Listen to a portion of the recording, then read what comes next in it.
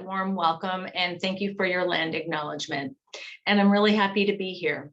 I appreciate the opportunity to speak to you today, as we know that for many in healthcare, not just here in Ottawa, but all around the country, there have been limited opportunities to learn about midwives and the health outcomes of the clients in their care. So today, I'd like to talk to you about the profession of midwifery, the principles of midwifery care, and how the Ottawa Birth and Wellness Centre, which is a midwife-led birthing center, is meeting the needs of families in our region. So I'll just expand on the introduction a little bit.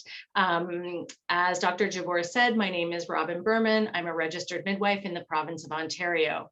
So in my role as the clinical lead midwife at the Ottawa Birth and Wellness Centre, I'm responsible for overseeing the centre's quality management program. I'm the quality advisor for the centre on behalf of the Ministry of Health and Long-Term Care in accordance with the requirements of the Independent Health Facilities Act and the College of Midwives of Ontario. As such, I provide clinical leadership and management of the center's clinical programs, services, and activities. I trained to become a midwife at a small program stateside, and I had the honorable opportunity to begin my career as a registered midwife in the beautiful province of Nova Scotia, where midwifery has been regulated since 2009. I relocated, as Dr. Jabbour mentioned, to Ontario in 2019 with my husband and our 2 teenage boys. And for a period of time, I did practice as a registered midwife and held privileges at TOH. Prior to my work in healthcare, I did have a thriving career for over a decade in sales and marketing. And these days I am touching back to my roots somewhat, as I am in the final stretch of my MBA with a designation in leadership. I do not have any disclosures or conflicts of interest, and I am happy to be here with you this morning, and thank you in advance for your time. The objectives and outcomes for today's presentation include a discussion about midwifery from an international, national, and provincial lens, examining the core principles of midwifery care in Ontario, and an overview of my place of employment, which is the Ottawa Birth and Wellness Centre. I will discuss the role the center plays in providing accessible primary health care to families in our region, and I will share a small amount of data about our client health outcomes as they relate to giving birth in water.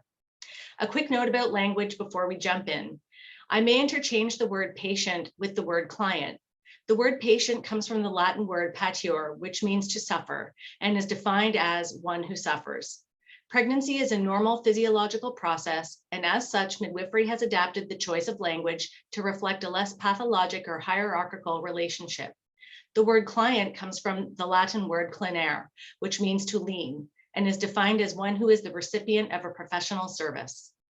I may also refer to perinatal care as maternal and newborn care, depending on my source. And in all instances where I am using my own language, I am choosing gender-neutral terms for pregnant people in recognition that not all people who are pregnant identify as woman or mother. The International Confederation of Midwives supports, represents, and works to strengthen professional associations of midwives throughout the world. There are currently 143 member associations representing 124 countries across every continent. Together, these associations represent over 1 million midwives globally. 2021's theme of the year was Invest in Midwives, Follow the Data. This theme was chosen to coincide with the launch of the State of the World's Midwifery Report 2021, which was released this past May by the United Nations Populations Fund, the United Nations, the World Health Organization, and ICM. The report states, investment in midwives is a cost-effective approach to improving health outcomes for pregnant people and babies and reducing maternal and neonatal mortality and stillbirth. Midwife-led models of care result in excellent maternal and neonatal outcomes and quality care. And midwives are fundamental to improving quality maternal and newborn care, ending preventable maternal and newborn deaths, and achieving the World Health Organization's Sustainable Development Goal 3.1, which is to reduce the global maternal mortality ratio to less than 70 per 100,000 live births by 2030. In terms of the global context of midwifery, 2020 was the World Health Organization's International Year of the Nurse and the Midwife. Globally, nurses and midwives account for nearly 50% of the health workforce. Around the world, 70% of the health and social workforce are women, compared to 41% in all other employment sectors. Specific to midwifery, 93% of midwives identify as women. The State of the World's Midwifery Report establishes a global shortage of 1.1 million sexual, reproductive, maternal, newborn, and adolescent health workers, the largest shortage being midwives.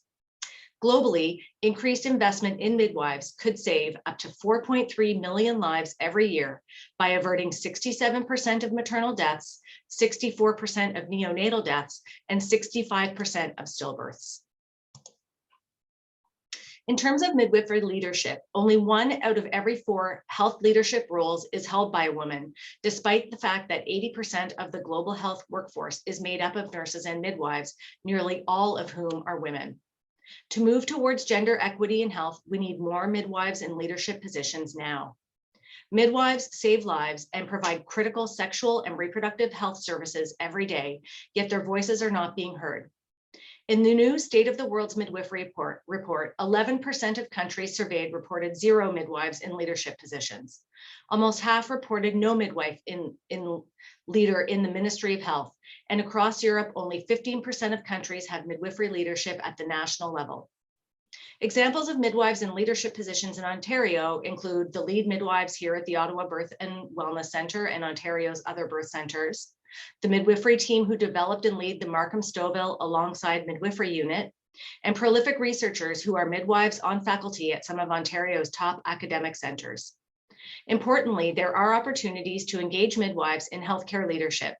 There are many Ontario midwives who hold advanced degrees and also may have professional leadership experience in areas outside of midwifery that would lend well to the growth, integration, and collaboration of our profession with our allied healthcare partners. In terms of the context of midwifery in Canada, in 2019, midwives attended almost 41,000 births, or 11% of all births in Canada. Here in Ontario, in 2019, midwives attended 15% of births. And as of 2021, there are over 1,000 registered midwives in our province. British Columbia is the province with the highest proportion of midwifery attended births at 25%. And new data since this infographic was published tells us that the regulated midwives in Gander, Newfoundland are actively catching babies, and midwives have been hired on PEI as they ramp up toward making services available for islanders who are at the ready to welcome regulated midwifery to that province. Midwifery has been regulated as a health profession in Ontario for 27 years. The midwifery portfolio is managed and funded by the Ontario Midwifery Program, an arm of the Ministry of Health and Long-Term Care. Midwives in this province work as independent contractors and are members of midwifery practice groups, expanded midwifery care model groups, satellite clinics, Indigenous midwifery practices, and some are employees at hospitals and at midwifery-led birth centers. In Ontario, midwives receive special funding from the ministry to take care of new Canadians at no cost to those families. For some of these families, a midwife is the very first primary healthcare provider they will meet, and their midwife will act as their advocate for accessing non-pregnancy related primary health. Last week, I had a former client of midwifery care tell me that the care they received from their midwife was the best healthcare they had ever received in their life. This is a profound and important statement to consider. If capturing this vulnerable population and providing them care is important to you, there are opportunities that exist to develop relationships with midwifery-led organizations that will facilitate improved access for our priority populations. Clients can self-refer to midwifery care at any point in pregnancy, although in some areas where midwifery is well known and integrated, midwives will often receive referrals from allied healthcare partners, including family doctors, obstetrician gynecologists, pediatricians, or other specialists. Born data tells us that in Ontario, there are 93 midwifery practice groups, 22 midwifery satellite clinics, 8 Indigenous midwifery practice groups, and 8 expanded midwifery care model groups, and that midwives provide care in over 250 communities and hold privileges in 122 hospitals. There are 3 community-based midwife-led birth centers in Ontario, one in Toronto, one at Six Nations in Hagersville, Ontario, and of course, us here in Ottawa. So some of you may be wondering, who is a registered midwife? Midwives are primary care providers who offer care for clients during pregnancy, labor and delivery, and the first 6 weeks postpartum for both the client and the baby. We also provide reproductive and well person care, such as contraceptive counseling, routine Pap screening, and intrauterine device insertion. At times, midwives will work under the delegation of a physician, for example, being able to provide medical abortion care. Clients can choose to have a midwife or a doctor, not both. As midwives are experts in low-risk pregnancy and birth and normal, healthy term newborn care, midwifery clients will not see a physician unless there are concerns or complications. If complications arise, midwives can consult with physicians or, if necessary, transfer a client's care to a physician. If care is transferred, midwives will likely continue to support their clients and resume primary care when it is possible. Ontario midwives view pregnancy and childbirth as a profound time in a person's life, with a variety of personal and cultural meanings. They see themselves as partners in their clients' care and recognize clients as the primary decision makers. Ontario's midwifery model of care is based on 3 principles, which we'll come back to a little bit later: continuity of care, informed choice, and choice of birthplace. Midwives are experts in normal, low-risk care. The midwifery care plan involves prenatal visits on the same schedule as other healthcare providers, and visits are typically 30 to 45 minutes in length to include time for informed choice discussions, client education, and clinical assessments. Once the baby is born, the midwife becomes the primary care provider for the baby in addition to the client.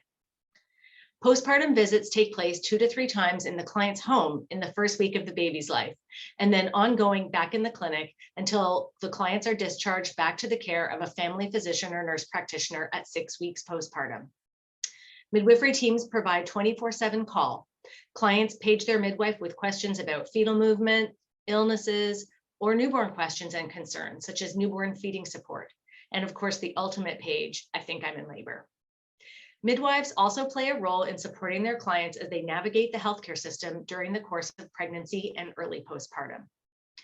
Midwives renew their registration annually with the College of Midwives of Ontario and are certified regularly in neonatal resuscitation, fetal health surveillance, emergency skills, with aspects of this training that is specific to managing emergencies in an out-of-hospital setting and basic life-saving support for healthcare providers.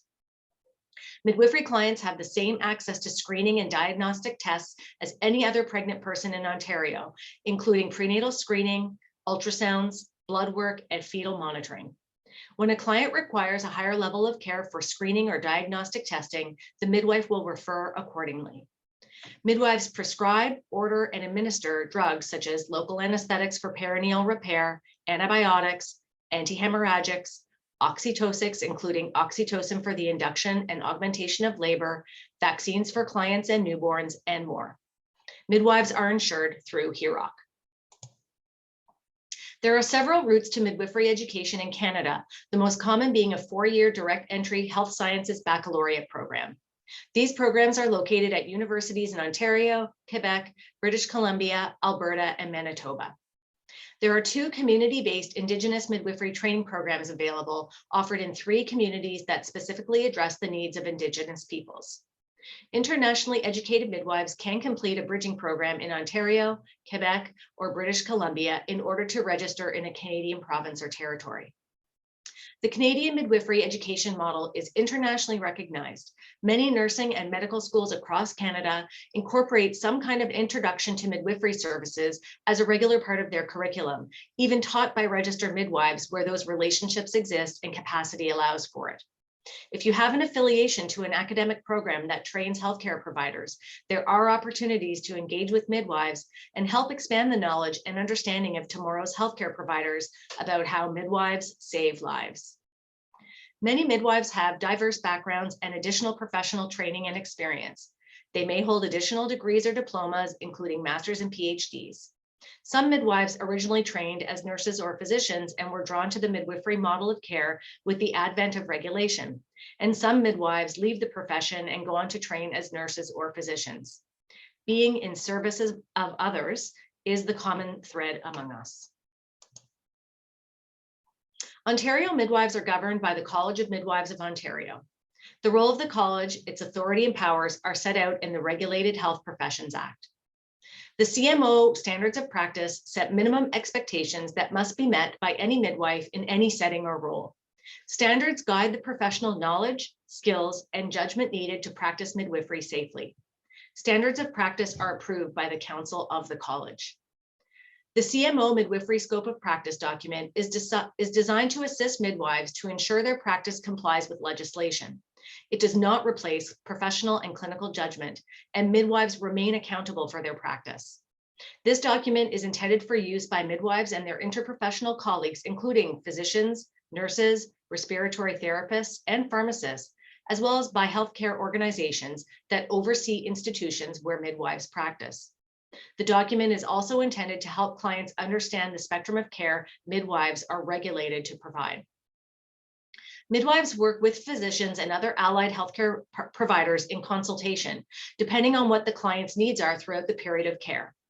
Examples of this type of consultation include consulting a hematologist for any red flags that show up on routine blood work, consulting genetics for any concerns with prenatal screening, or consulting obstetrics for any pregnancy-related concerns, such as fetal anomalies identified on routine ultrasound. Some midwives and physicians collaborate throughout a client's care. An example of this may occur when a client develops insulin-dependent gestational diabetes, where our guidelines recommend transfer of care to obstetrics.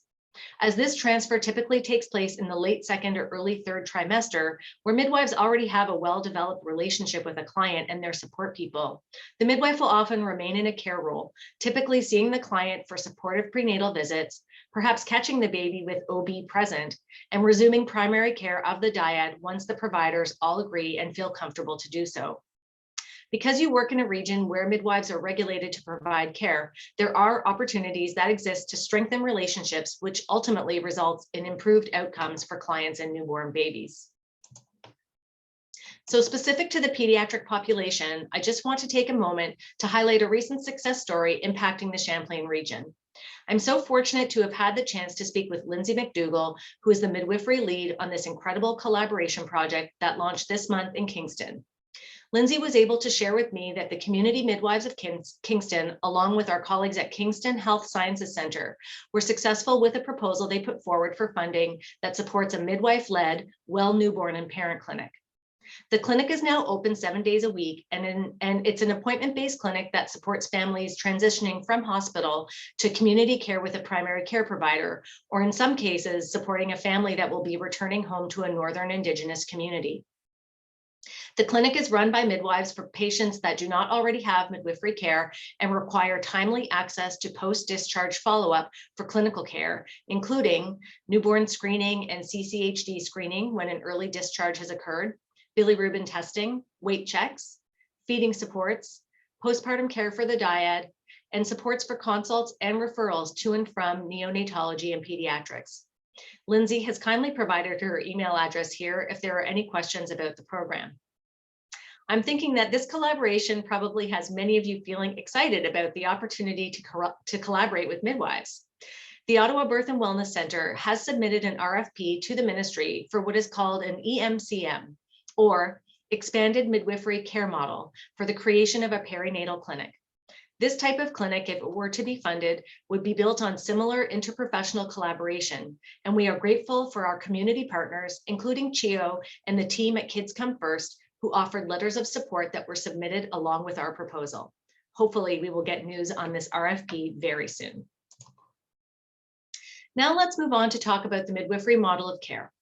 The midwifery model of care is based on 3 guiding principles supported by evidence-based research and promoted by national and international maternity care guidelines as best practice: informed choice, choice of birthplace, and continuity of care.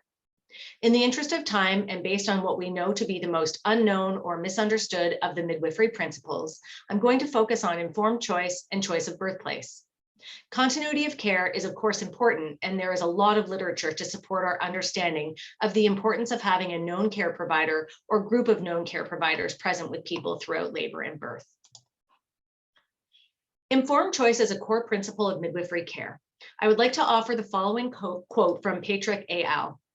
Medical informed choice is essential for a physician meeting their fiduciary duty when proposing medical and surgical actions, and necessary for a patient to consent or call the outlined therapeutic approaches. Informed choice as a part of shared care decision-making models allows widespread give and take of ideas between the patient and physician. This sharing of ideas results in a partnership for decision-making and responsibility for medical and surgical outcomes. Midwives are experts at offering true informed choice that is free from bias, is client-centered, and relies on evidence-based information. Midwives encourage the client to actively participate in decisions about their care and the manner in which services are provided.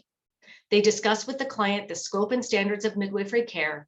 They act as an advocate for the client and their newborn. They respect the client's right to decline treatments or procedures, and they advise the client of standards of care, also sometimes known as community standards, and the midwife's professional judgment with respect to safe care. Informed choice is interactive. Midwives provide clients with information and resources to assist them in making decisions about their own care and the care of their newborns. Midwives do not make decisions for clients. This process promotes shared responsibility between the midwife and the client. In all instances, midwives strive to provide clients with information about the potential benefits and risks of procedures. Midwives ensure clients understand tests and treatments being offered, including options about available alternatives, and midwives inform clients about current evidence-based practices and community standards. There is more research emerging all the time about how important it is to evaluate the current choice frameworks in perinatal care to determine whether they truly allow for flexibility in decision-making and encouraging policymakers and clinicians to embrace more fluid and personalized models of care to ensure that clients have full decision-making agency. There is certainly an opportunity in this region for those who provide obstetrical and newborn care to work together and support the medical model of care, adapting elements of this framework. Midwives have access to excellent evidence-based clinical resources that guide their ongoing professional practice and that support informed choice for clients. The Association of Ontario Midwives has many evidence-based guidelines for midwives on topics such as pregnancy that goes beyond 40 weeks, vaginal birth after cesarean, the management of pre-labor rupture of membranes at term, the management of hyperbilirubinemia in healthy term and late preterm neonates, and more. Midwives will also refer regularly to guidelines from the Society of Obstetricians and Gynecologists of Canada, the Canadian Pediatric Society, and of course, local hospital and birth center policies and protocols. Another core principle of midwifery care is choice of birthplace. Midwives receive extensive education and training about how to conduct a low-risk birth in the setting of the client's choice. Ontario midwives can offer clients birth at home, in hospital, and in midwifery-led birth centers, and there is excellent quality research showing that important health outcomes are similar whether clients plan for a hospital birth or an out-of-hospital birth under the care of a midwife.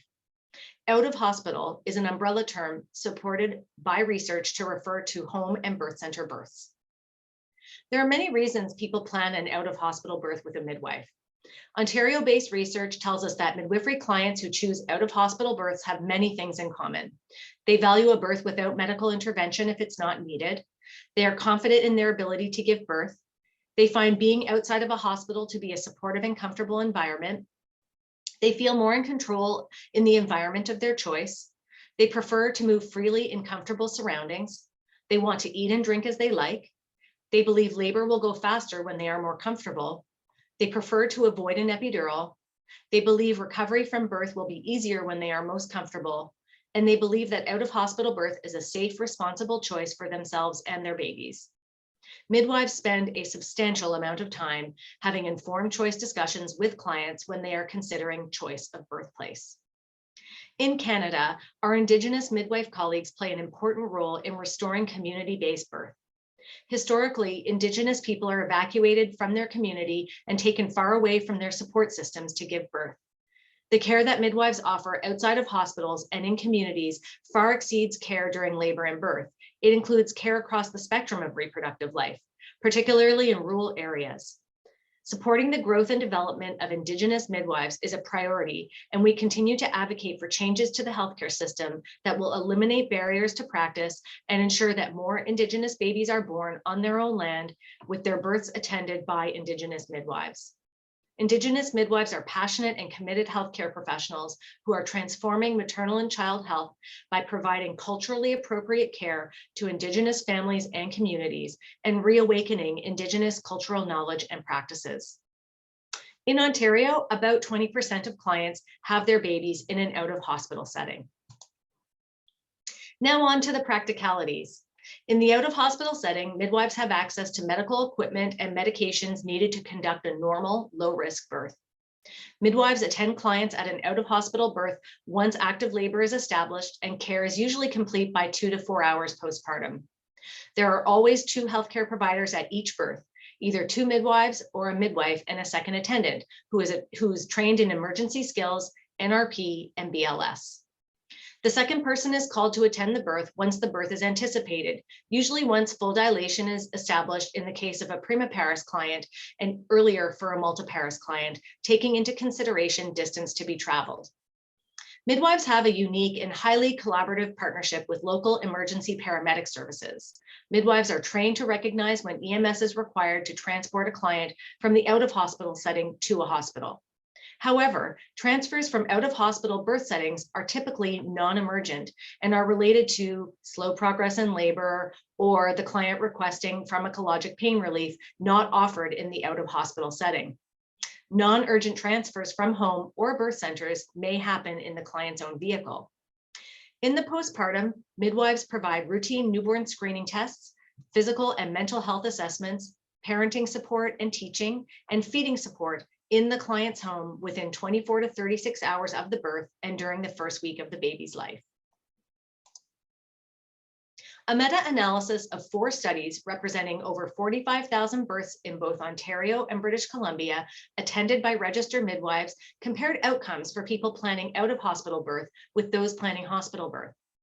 The meta-analysis showed that planning birth at home or in a birth center, as compared with planned hospital birth, is associated with an increase in the rate of spontaneous vaginal birth and a reduction in interventions and maternal morbidity, including lower rates of obstetric anal sphincter injury, which includes 3rd and 4th degree lacerations, and lower rates of obstetric interventions such as cesarean section, assisted vaginal birth or instrumental birth, episiotomy, augmentation of labor with oxytocin, epidural, or spinal anesthesia. In terms of the neonate, outcomes of planned out-of-hospital births compared with planned hospital births attended by registered midwives in the same meta-analysis found no differences in intrapartum stillbirth and neonatal death in the first 28 days, excluding major anomalies. There were no differences for primates or multiples in the data. Likewise, there were no differences in APGAR scores below 7 at 5 minutes, neonatal intensive care unit admission, or severe neonatal outcomes. I will just make a quick point about some home birth studies from the US that may have come across your news feeds in the past, or maybe you watched a documentary on Netflix that has informed your opinion about out-of-hospital birth. I can tell you that these studies must be completely disregarded. Midwifery in the US does not share the same professional standards that exist here in Canada. Some home birth reporting out of the US has suggested an increase in neonatal morbidity and mortality in out-of-hospital births, but this data is not relevant in the Canadian context and cannot be relied upon. Many out-of-hospital providers in the US lack integration and regulation and have extreme limitations on the care they are able to provide due to poor midwifery infrastructure. We are very fortunate here in Canada, where most provinces include regulated midwifery as a viable option for clients. And the Canadian data underscore the importance of the systems-based approach we have adopted in this country that supports out-of-hospital birth safety and clearly demonstrates similar or improved perinatal outcomes. Data in Canada that examines out-of-hospital birth tells us that improved outcomes are in direct relation to provider skill level, regulated professional standards, interprofessional collaboration and integration, timely referral processes, and full access to obstetric and neonatal services when needed. Of note, this data used planned rather than actual place of birth, meaning that planning an out-of-hospital birth confers some protective benefit, even if a transfer to hospital should occur. Research on pregnancy and birth, including the birthplace research summarized in this talk, suggests that obstetric interventions and adverse health outcomes occur more frequently in first-time births. Therefore, researchers will sometimes analyze and report results for multiparous and nulliparous clients separately. The evidence is summarized by parity when relevant and available. The key messages in all out-of-hospital birth research conducted about regulated midwifery in Canada highlights the importance of health system integration. In other words, one thing that makes out-of-hospital birth safe is our collaborative relationships with our allied partners. Reliable and timely access to interventions and higher levels of care is integral to the support of low-risk birth, regardless of location of birth. This data is supported by the SOGC.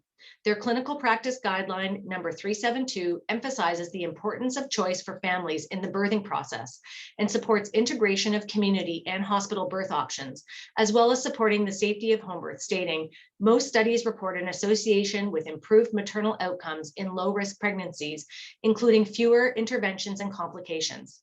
Most notably, the SOGC CPG again highlights the fact that excellent data in Canada is likely associated with provider skill level, interprofessional collaboration and communication, timely and coordinated referral processes, protection from financial disincentives, and full access to obstetric and neonatal services should transfer from home to hospital be required.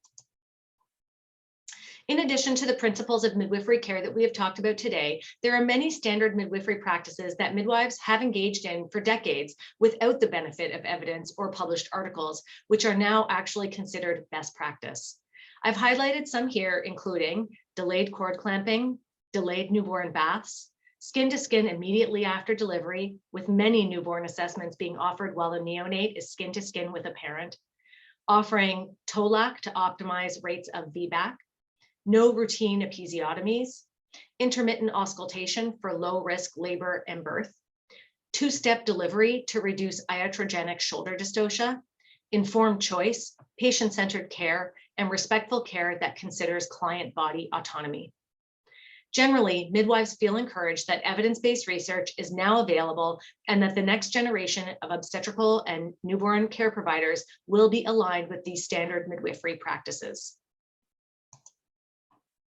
Now I will move on to talk to you about the Ottawa Birth and Wellness Centre.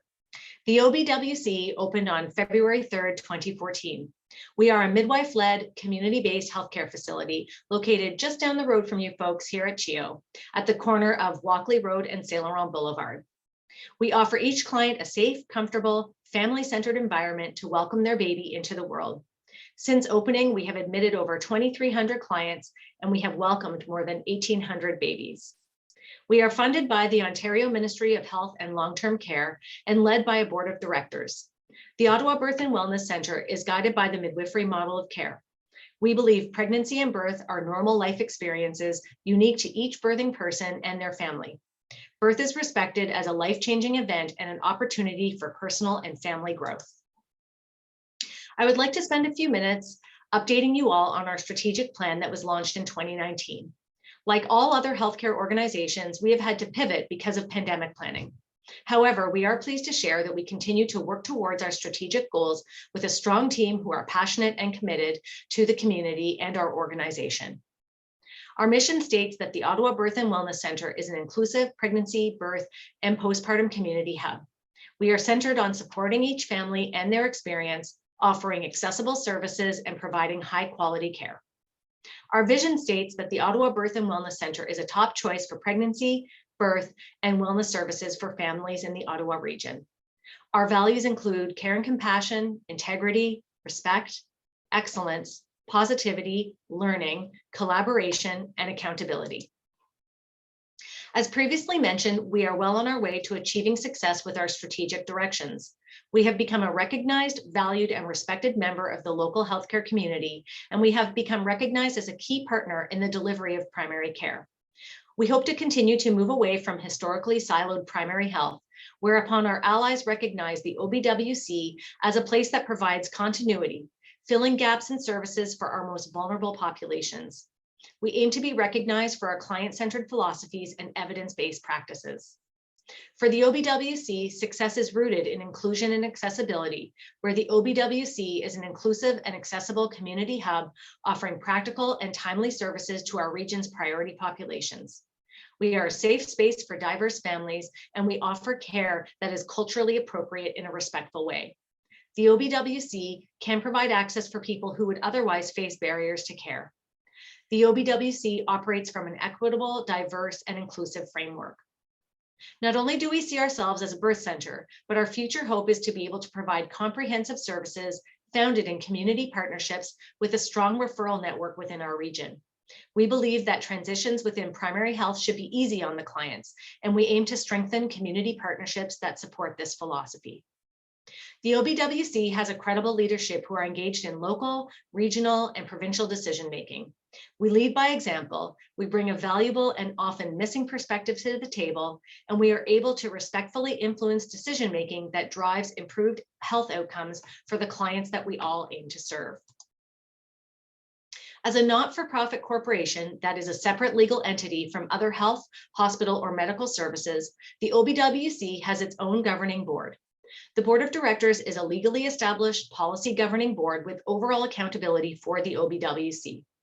The OBWC board has a formal accountability relationship with the MOH pursuant to the terms of funding. As an independent healthcare facility under the Independent Health Facilities Act, the OBWC board is also accountable to ensure it meets the requirements of its IHF license, including the development and implementation of clinical practice parameters and facility standards and a quality management program. Our executive director is Elise Banham.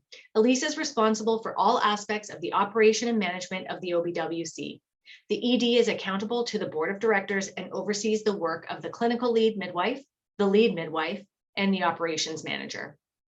As mentioned earlier, I am the clinical lead midwife, and this role is designated as the quality advisor to the OBWC in accordance with the requirements of the Independent Health Facilities Act.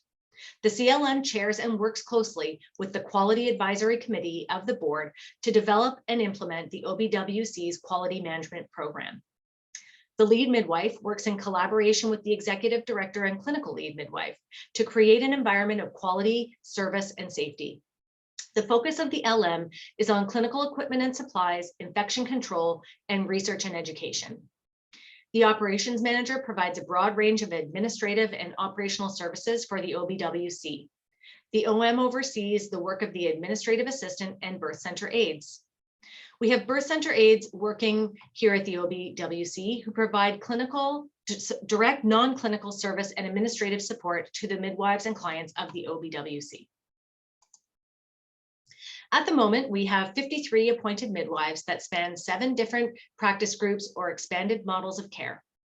The Quality Advisory Committee is the committee responsible for making recommendations to the board of directors concerning the appointment, reappointment, revocation, suspension, and restriction of, or any changes to, the appointment of all healthcare providers. The board of directors makes all decisions with respect to the appointment process of healthcare providers. Our appointment term is 1 year long, and all healthcare providers must apply for reappointment annually. If there is any further interest in our application for reappointment or appointment process, we encourage you to reach out to our CLM, who would be happy to share more information with you. We are a trusted partner to a multitude of organizations who we consider to be key stakeholders with a mutually vested interest in supporting the perinatal population in our region. Our birth center is midwife-led, and so consulting with our appointed midwives, as well as midwifery organizations across North America, are important conversations that we have on a regular basis. We collaborate with allied services in our region to deliver programming that supports our strategic directions. For example, we have curated a perinatal mental health program with the Royal Ottawa that offers peer support for new parents. We are a named site for the University of Ottawa's Family Medicine Interprofessional Team Program, and we facilitate training sessions with the Ottawa Paramedic Service. Now onto water birth. There is a growing body of research to support the safety of water immersion for labor and birth. A review of research mostly conducted in the UK and Europe show that water birth holds several potential benefits for clients, including lower pain scores, less use of pain medication, less use of artificial oxytocin, shorter labors, a higher rate of normal vaginal birth, a higher rate of intact perineum, less use of episiotomy, and greater satisfaction with the birth. In terms of practicalities, providers who are trained to conduct labor and/or birth in water are comfortable providing all aspects of evidence-based care for low-risk birth. In the event of concern, clients will be evacuated from the tub if they have a fever, or if vitals or intermittent auscultation is abnormal, if there is any evidence of meconium-stained fluid at the time of rupture, if they need to change positions to help birth the baby or placenta, if they have heavy bleeding, or if the newborn requires additional support immediately after being born. Recently, midwives at High River Hospital in Alberta had the chance to teach nurses and doctors about conducting water birth for low-risk clients. They set up a hospital-based policy and protocol about how to effectively support one another to be able to offer this service to clients who are eligible and interested in laboring or birthing in water. They now have 5 physicians who have trained to perform water birth. What you may find interesting is that overall, the effects of water birth on newborns are the same, if not slightly better, as compared to those babies born on land. The commentary notes that improved outcomes are likely cause and effect of low-risk clients with no expected adverse outcomes giving birth in water. These newborns have similar APGAR scores at 5 minutes of age. They breathe or cry spontaneously at similar rates. They have similar rates of admission to NICUs. They have no difference in rates of neonatal infection, and they are not at increased risk of neonatal death. One big concern or comment we often hear is, how do you stop the baby from inhaling water at the time of birth? As many of you I'm sure know, there are 4 main factors at play that prevent this from happening. Close to the time of labor, the prostaglandin E2 levels from the placenta rise, which cause a slowing down of fetal breathing movements. All babies are born experiencing mild hypoxia, causing brief apnea and swallowing. The swallowing will allow any fluid that is in the mouth to enter the stomach. Fetal lungs are already filled with fluid. That fluid is there to protect the lungs and keep the spaces open that will exchange carbon dioxide and oxygen once the newborn begins to breathe through air, typically within the first 30 to 60 seconds after being born. The mammalian diving reflex is an inhibitory factor that is present at birth in all humans as well as all mammals. When the face comes into contact with water, the glottis at the back of the throat closes and prevents water from entering the lungs.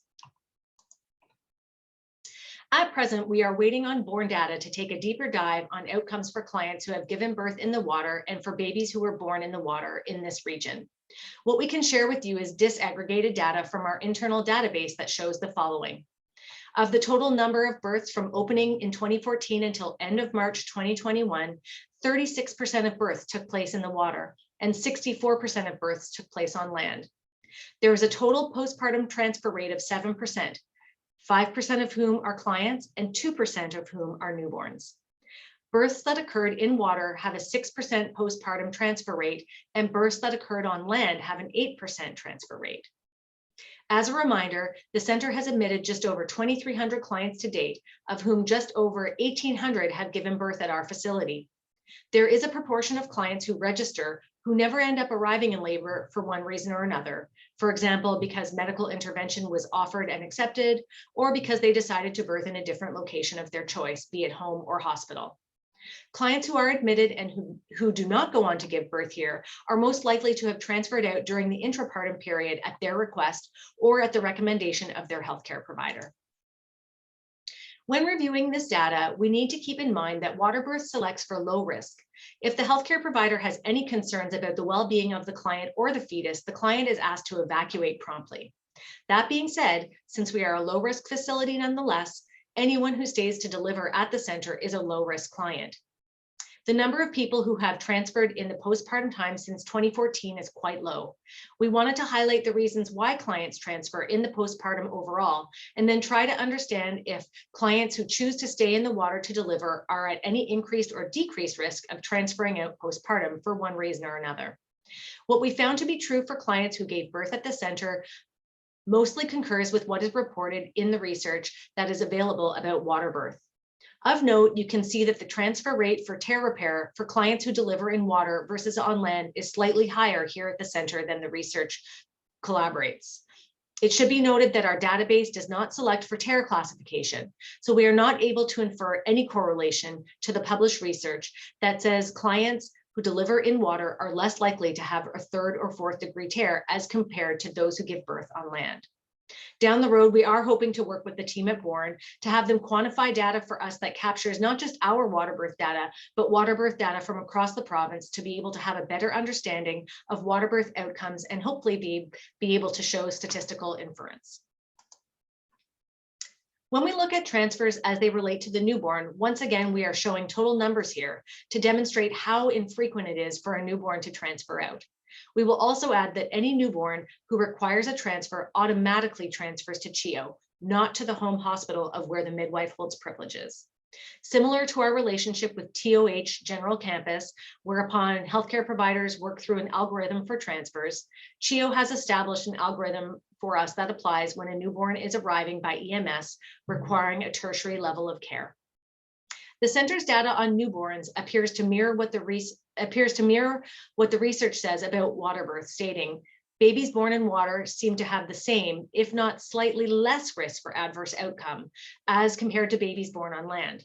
Again, it is important to recognize that a healthcare provider will ask a client to get out of the water if there are concerns present. However, it cannot be ignored that all clients who remain at the center for delivery are qualified as low risk. Once again, we are hoping that a deeper dive into low-risk delivery data from born will further demonstrate what is shown by our data. There may be some practitioners listening to this presentation who are interested or hopeful about evidence-based research that supports offering water birth either at the OBWC or at another facility. And I welcome and encourage you to reach out to me about collaboration opportunities or to discuss opportunities for further research and potential publication. For your information, the OBWC infection prevention protocols for water birth include having and maintaining a safe source of clean water throughout labor and birth, having policies and protocols in place for terminally cleaning birthing tubs, avoiding a water birth if the parent has an active infection, and maintaining proper temperature of the water in the birth tub. The OBWC is proud to offer clients in this region an opportunity to give birth in the water, and we have come to understand through our client surveys and feedback forms that the water is a viable option for reducing discomfort in labor, for enhancing the client's experience during labor and birth, and that it significantly contributes to overall client satisfaction with their birth experience. Our hope is that we have piqued your curiosity and that you might consider joining us for a tour at some point in the future. We welcome the opportunity to show off our facility and all that it has to offer.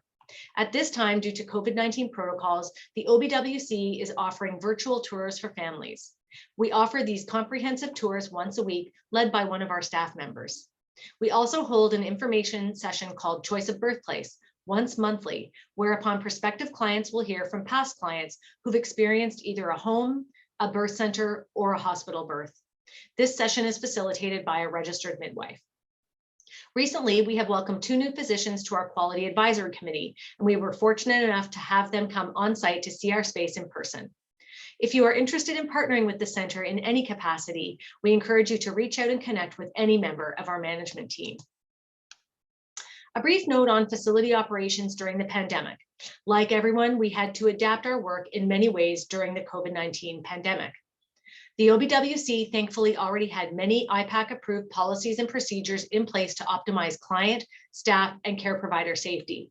Since the onset of the declared pandemic, the center has been working closely with the CMNRP and other community partners to support and guide our appointed healthcare providers and our clients about best practice and optimizing safety. The center has always had incredibly high IPAC standards. However, we increased measures where we saw an opportunity to do so and are known across the region as a leader in this area. The most notable changes that clients will notice at the birth center include an FRI screening station upon entry and a restriction on the number of support people allowed in the birth center space. We continue to follow Ottawa Public Health and IHF guidelines when it comes to our day-to-day operations. And like many healthcare leaders across the region, our administrative team is involved in pandemic planning in real time. Many of you may be aware that we were one of the first healthcare facilities in Ottawa to adopt a routine rapid testing program. Initially, this program was only required for our birth center staff. The program is supported by the Ministry of Health in conjunction with the Creative Destruction Lab, which is based out of the University of Toronto's Robyn School of Business. We are now offering our rapid screening program to appointed midwives on a voluntary basis, and I am pleased to report that almost all of them have signed on. With the onset of the pandemic, all midwives in Ontario came together to develop new care pathways, client-facing handouts, pandemic planning documents, and documents supporting the provision of safe community care and out-of-hospital birth.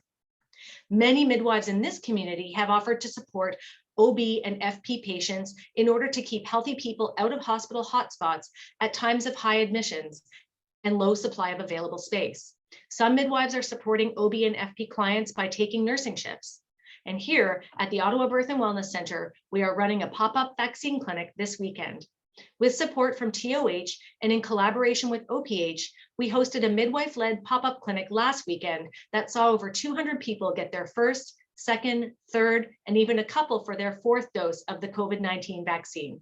We are looking forward to doing it again, and if you have any clients who are interested, please refer them to the provincial booking site, although walk-ins are always welcome. Thank you so much for your time today. I certainly do have references available for any research that was quoted in this talk, and I'm happy to take any of your questions. Hey, thank you, Robyn. That was a whirlwind. I think that was probably the most comprehensive and helpful information about midwifery I've ever heard. So thank you for that. And for many of us that don't live in that world, I think it was really helpful to hear in such an evidence-based way all the advances and the precautions that go into the care that you deliver. So thank you for that. There are a number of comments in the chat, but I'm going to open it up to questions. So if you have a question for Robyn or a comment from her presentation, please raise your hand, or you can unmute yourself and we'll go to your questions. Just give people a few minutes here.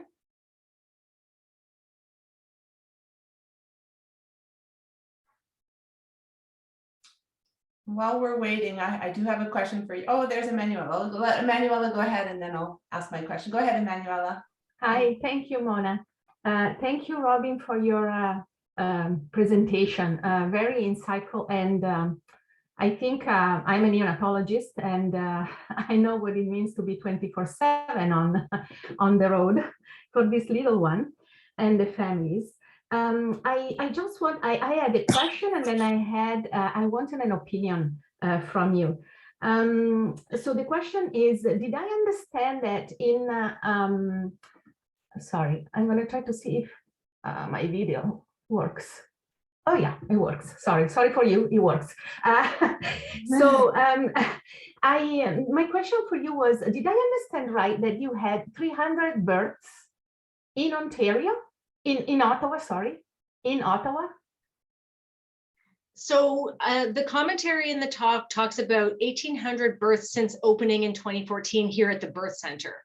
But if I can speak to caseload for midwives providing routine community care. So typically midwives would take on anywhere from 36 to 40 clients per month.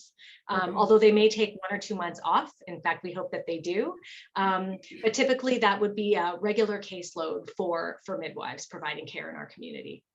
I found that was kind of low, but maybe for the number of midwives we have around, it would be appropriate. But do you have, who refers to you here in Ontario? Like, I mean, in Ottawa? Yeah, so just to refer back to your point about the numbers being low, midwives are able to provide the care that sort of mimics our model and our philosophies because we keep our numbers what they are. So the demand for midwifery support by the clients once they're in your care is 24/7. And of course, when the baby is born, you become the primary care provider for the newborn as well. And so if midwives took on more than that 36 to 40 caseload per month, they simply wouldn't, they're barely surviving now, they would not survive. So the model of care, because we have a model that supports delivering prenatal care that looks a little bit different than folks may expect in terms of traditional care, that's why it might seem lower to somebody who's not in this world. So I appreciate that comment. And then in terms of how clients can get referred to midwifery care, certainly you can go on the Association of Ontario Midwives website and click Find a Midwife, and you'll find midwives across this province. Sometimes clients are referred. Sometimes it's a referral from a peer group. So people they know in their community have had midwifery care and have told them that they must do the same. Certainly physicians will sometimes refer clients to midwives if they feel the midwifery model of care better supports that particular client in terms of their needs. Okay. And Mona, can I ask another question quickly? If it's brief, there are a few other questions, but go ahead, Emmanuel. Okay, so just your opinion, Robyn, on this one. When I listen to you talking about the comprehensive services that you give to the community, I'm working on a project with the TOH and CHEO and Roger Nelson's house about perinatal palliative care. So babies that during the pregnancy that sometimes are followed by midwives, the baby we know is not going to have a long life to live or whatever, we don't know really. And so I wanted to know if you have thought to be involved in that actively with the family that delivers the baby either at home or you know, at the hospital, and then they go home and they follow, you know, I understood that you follow these parents, this family for over a week afterwards. Have you ever, you know, thought about it, or have you ever worked with someone? So that's a great question, and it brings forward a wonderful conversation that could go on for a very long time. Midwives provide care in the postpartum for up to 6 weeks. That's a standard of practice. However, if there's been an unexpected outcome, an unexpected termination, or an unexpected IUFD, I suspect that those midwives maintain a relationship with their client for much longer than the 6 weeks. In terms of here at the center, I think that you know, there have been instances where we have been a little bit involved in some of that care for the client population you mentioned. Those cases are generally discussed on a case-by-case basis. And you're right, they often would not give birth here, but certainly might use this space for some other aspect of their care. But certainly any clients that are involved in a surrogacy agreement, those clients sometimes come here. So there's many different ways that we cross the community spectrum, and I'm happy to talk with anyone about that more. If anyone has questions, they can reach out to me. Thank you. And I'll jump in really quickly and just say that we have had previous experiences touring Roger Nelson's house, and that we have had certain circumstances where we've worked with them to help provide kind of that transition of care. But as you mentioned perfectly, it is often a case-by-case basis. Okay, thank you. Just briefly, we have a little bit of time for 2 more questions. One that was in the chat, and then we'll go to Dr. Batra, community pediatrician. The question in the chat was, do you know if the number of clients choosing home birth has increased in the pandemic? So I'm not too sure just yet. I suspect that information will be coming out from our association or in a timely fashion once that data has been collected. We saw a little bit of a dip in December with the onset of the Omicron variant here in terms of our admissions at the birth center. I suspect that people were changing their plans at the last minute, whether they just suddenly became unwell or were nervous about leaving home.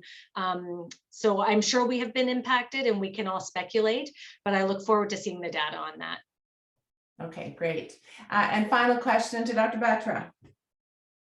Yeah, hi, thank you very much for the opportunity. It's a very comprehensive presentation there. Some of them I agree with, some of them I don't, right? Anything else? My question is on these births when they're out of hospital, what is the incidence and type of complications you see?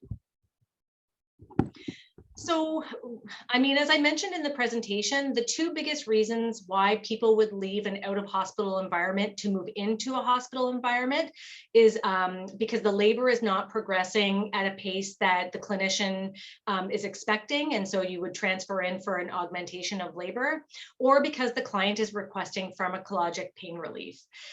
So those are typically the transfers we see. Certainly in regards to the neonate or regards to the fetus, which impacts obviously what's going to happen at the time of birth. If the client's membranes rupture and there's meconium in the fluid, that is an indication to recommend a transfer to hospital. So those would be a few of the reasons. And certainly I could get into more, but I'm conscious of the time. All right. Well, thank you so much, Robyn, for that really great presentation. Very comprehensive, informed us a lot about the births that happen successfully that we don't see. We have a very skewed population at CHEO. We see the ones that there are complications and that may not go as well. But thank you for giving us that overview and that evidence-based presentation of all the advances in midwifery and community births that are taking place. Thank you so much, and wish you all a good Thank you so much. Okay. Bye, everyone. Thank you so much, everyone.